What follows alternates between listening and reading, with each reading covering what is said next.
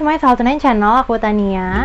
Jadi karena kemarin video terakhir aku udah bahas tentang skincare rutin aku, hari ini aku pengen bahas tentang kesalahan dalam penggunaan skincare. Ya, lebih tepatnya kesalahan aku waktu awal-awal pakai skincare. Jadi semoga videonya bisa membantu teman-teman yang lagi mendalami skincare, yang lagi baru-baru nyoba-nyoba skincare atau mempelajari tentang skincare. Karena kesalahan dalam penggunaan skincare itu banyak banget nggak sih di dunia ini. Jadi aku akan lebih nyebutin ke kesalahan yang pernah aku lakukan waktu aku baru belajar pakai skincare, which is pas aku SMP. It's been a long day. Oke, kita langsung aja. Yang pertama adalah menggunakan bahan alami. Dan aku nggak bilang semua bahan alami itu bahaya atau jelek atau nggak boleh dipakai, karena aku pun pernah ngerasa cocok sama satu bahan alami, yaitu putih telur. But well, sekarang tuh udah banyak banget skincare produk, mulai dari yang mahal sampai yang murah, dan juga sangat banyak variasinya. Jadi mendingan kalian coba skincare aja. Kenapa aku dulu bisa pakai bahan alami? Karena informasi tentang skincare itu masih sedikit banget di Google, dan produk-produk skincare nggak semarak sekarang. Dan pada saat itu orang tua aku tuh juga nggak begitu paham sama skincare. Mereka justru ngelarang aku untuk pakai yang aneh-aneh karena katanya takut ketergantungan. Kenapa bahan alami sebaiknya tidak digunakan? Karena bahan alami itu punya pH yang beda sama kulit kita. Produk yang memang ada mengandung bahan alami itu udah diformulasikan sedemikian rupa, jadi itu udah bener-bener melalui proses yang aku nggak tahu juga gimana karena aku bukan expertnya. Intinya udah diformulasikan sesuai kulit kita gitu. Sedangkan kalau bahan alami langsung nemplok di muka kita nggak tahu bereaksi apa di kulit kita. Justru bahan-bahan alami tertentu bisa punya resiko iritasi yang lebih tinggi dibanding produk-produk skincare. Jadi prefer pakai produk skincare aja guys. Yang kedua, aku tuh obses banget sama produk-produk skincare untuk kulit berjerawat. Dulu waktu skincare nggak secanggih sekarang, produk-produk skincare yang dihususkan untuk kulit berjerawat itu cenderung bikin kulit kering. Karena orang-orang kulit berminyak tuh senengnya sama kulit-kulit yang keset, ya nggak sih? Kalau misalnya habis cuci muka cenderung pengen yang hasilnya yang keset, karena bikin sensasi yang beda aja gitu, ngerasa muka tuh nggak ada minyaknya, padahal itu salah. Justru kalau sudah cuci muka, minyak kita semua hilang dari muka, itu justru bakal bahaya, karena justru bakal bikin kulit memproduksi minyak lebih banyak daripada sebelumnya. Dan juga kalau kulit terlalu kering tuh jatuhnya terlalu sensitif, yang akhirnya gampang banget untuk breakout, untuk merah-merah, untuk nimbulin masalah kulit lainnya. Yang kedua, mengeringkan wajah sembarangan. Jadi sebenarnya aku tuh udah well educate dari dulu bahwa kulit muka itu harus dibedain anduknya. Kalau misalnya kalian emang mau ngebersihin muka pakai anduk, jangan pernah barengin anduk muka sama anduk badan, karena anduk badan itu pasti beda, bakterinya juga pastinya lebih banyak. Dan kalau misalnya kalian memutuskan untuk pakai anduk khusus pun, itu harus cepet-cepet diganti, harus sering banget diganti, karena yang namanya anduk dari basah ke kering, dari kering ke basah lagi, jadi pasti bakteri banyak banget di situ guys. Jadi waktu itu aku pakai tisu, tapi ternyata aku juga nggak ngerti kalau tisu itu ternyata beda-beda gitu loh.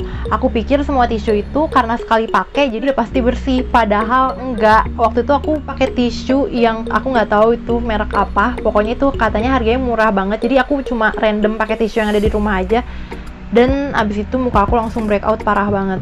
Kalau misal aku punya fotonya nanti aku akan insert di sini. Muka aku langsung bener-bener yang kayak parah banget pokoknya. Dan waktu itu aku nggak sadar kalau misalnya itu tuh gara-gara tisu. Aku bener-bener udah breakout hampir satu muka baru aku nyadar kalau itu tisu, dan itu pun yang ngingetin mama aku. Jadi sangat-sangat sedih. Terus baiknya gimana dong?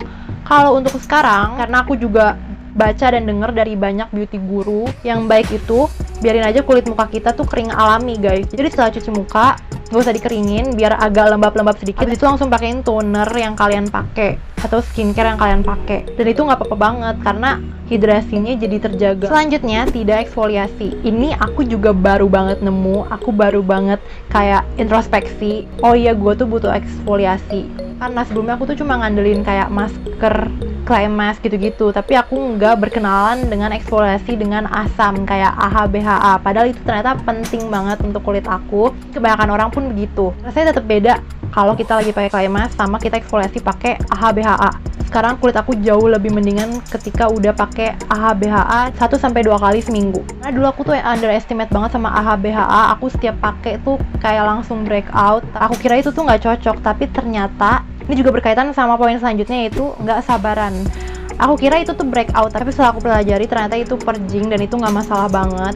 Wajar banget ketika kulit kalian emang acne prone, sensitif, sering berjerawat. Ketika pakai AHA BHA itu awalnya akan terjadi purging. Dan kesalahan aku juga karena awal-awal pakai exfoliate aku tuh langsung nyoba AHA BHA yang presentasinya tinggi, dimana mungkin kulit aku disitu kaget, jadi makanya akhirnya breakout. Jadi ini tips juga buat kalian kalau misalnya mau coba exfoliator, coba AHA BHA dengan presentasi rendah dulu, biar kulit kalian tuh nggak kaget-kaget banget gitu loh. Selanjutnya, tidak pakai sunscreen di rumah. Ayo, pasti banyak juga yang ngelakuin hal ini. Jadi semenjak pandemi PSBB kita nggak keluar rumah, kampus aku juga online, jadi aku jarang banget keluar rumah, dan itu juga alasan yang memperkuat makanya aku nggak pakai sunscreen di rumah. Tapi akhirnya masa pandemi muka aku jadi kok malah breakout, padahal aku nggak keluar sama sekali. Kena debu juga paling debu yang ada dalam rumah aja, bukan debu polusi dan lain-lain, tapi kenapa jadi breakout gitu loh. Tapi setelah aku cari tahu ternyata aku nggak pakai sunscreen, dan akhirnya aku mulai pakai sunscreen lagi, dan alhamdulillah kayak masalah-masalah kulit aku tuh kayak hempas satu-satu gitu loh, dan makin baik. Dan percaya atau enggak, bekas-bekas jerawat juga ikut kebantu pudar karena sunscreen. Kayak aku nggak tahu ya kalau sunscreen itu ternyata bisa memudarkan bekas jerawat. Jadi buat kalian yang udah lihat video ini, pakai sunscreen walaupun di rumah, even kalian di kamar nggak punya jendela. Selanjutnya, tidak mengganti sarung bantal, spray atau sarung guling secara rutin. Ini kesalahan aku udah lama banget sebenarnya. Awal-awal pakai skincare juga aku selalu buru-buru nyalain produk skincare yang aku pakai, padahal aku nggak ngecek apakah tempat tidur aku bersih atau tidak, sarung bantal guling aku bersih atau enggak. Ini juga berkaitan dengan pola hidup kita. Jangan buru-buru nyalain produk kalau misalnya pola hidup kalian ternyata masih jelek. Aku personally bukan orang yang kayak langsung ke trigger jerawat langsung banyak kalau misalnya aku begadang atau makan makanan yang berminyak atau manis. Tapi aku yakin banget sampai sekarang aku masih jerawatan karena aku masih makan manis, masih suka begadang juga gitu. Walaupun nggak signifikan kayak kelihatan banget aku habis begadang langsung jerawatan, tapi aku yakin banget itu berpengaruh juga ke kulit aku. Buat yang bertanya-tanya juga, kayak gue udah ngelakuin semua skincare step, apapun produknya udah gue pakai, tapi kenapa masih kayak gitu? Coba perhatiin lagi pola hidup kalian. Terus ini juga yang banyak orang lakuin, punya banyak essence, serum, tapi skincare basicnya nggak jalan. Sama halnya kayak kita udah pakai semua skincare, tapi kita nggak pakai sunscreen pas siang hari.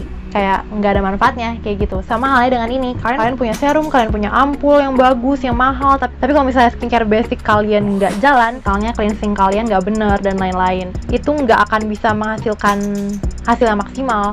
Dan bisa jadi apa yang kalian pakai itu cuma-cuma, nggak mau kan? Aku udah pernah bahas tentang skincare basic di video aku. Udah lama banget aku bikinnya. Kalian bisa cek di sini. Di situ aku udah jelasin tentang skincare basic. Kalian bisa belajar dari situ. Yang terakhir, aku fokus ngilangin jerawat, tapi aku nggak sadar sebenarnya skincare barrier aku rusak. Jadi sebenarnya orang-orang acne prone itu udah kelihatan banget kalau misalnya skincare basic kita rusak. Dan dulu aku tuh fokus banget buat ngobatin si jerawat, pakai salep ini, pakai spot treatment ini, kayak gitu-gitu. Dan memang hilang, tapi cuma sementara karena dia tuh nggak kecabut sampai akar-akarnya gitu. Dia tuh cuma ngebersihin atau dia tuh cuma ngobatin yang ada di permukaan kulit aja, sehingga kayak besok bisa balik lagi. Ini juga yang menyebabkan kalian udah sembuh nih, tinggal bekasnya doang, tiba-tiba muncul lagi jerawat di tempat itu juga, di bekas jerawat itu juga, kayak gitu. Jadi sebenarnya kayak jerawatnya itu tuh belum habis sampai ke akar gitu, tapi cuma dibersihin permukaannya doang. Jadi apapun masalah kulit kalian, entah itu kemerahan, entah itu ngelupas, entah itu jerawatan, kalian fokus untuk benerin skin barrier karena itu yang terpenting. Terus gimana caranya untuk memperbaiki skin barrier? Yaitu dengan cara menggunakan basic skincare dengan benar yang sesuai dengan kondisi dan jenis kulit kalian. Mungkin segitu dulu dari kesalahan dalam menggunakan skincare yang pernah aku lakukan, dan aku juga udah tambahin beberapa kesalahan umum yang orang-orang sering lakukan.